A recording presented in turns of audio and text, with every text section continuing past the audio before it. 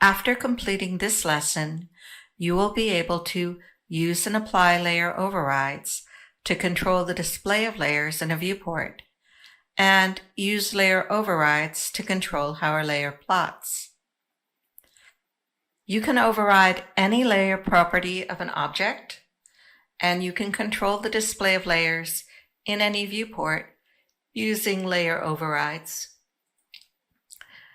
You can use VP layer overrides to determine if any layer overrides have been applied in a drawing or a viewport.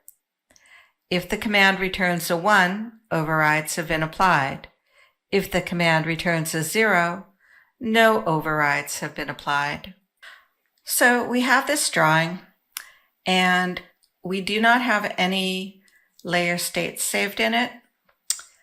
And if I click on layer properties, you'll see that I have several layer filters that I can use to control what's displayed. And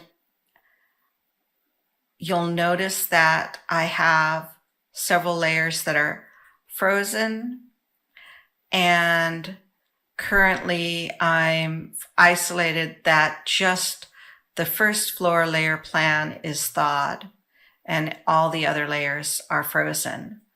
And you can see in the layer drop-down list, you can see all of the layers. So I'm going to create a new layout, and I'm going to place this viewport on the viewport layer. And I'm going to click into model space. So I have model space activated. Then I'm going to bring up layer properties. Notice that one of the things I can do is I can change the color. And I'm going to click on the one arch plan filter, and notice that I can control the VP color for that filter. So I'm going to hit OK. I'm going to, made the arch plan current, layer filter current, and so that I can just look at those layers. And I'm going to hold down the shift so I can select all those layers. And I'm going to click in the VP color column and set it to a gray, and OK.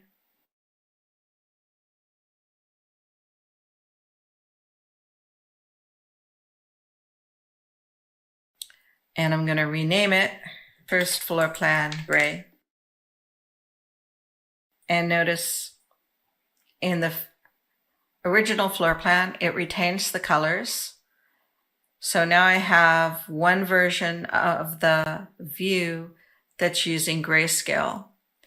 Now you can also do layer overrides for specific objects.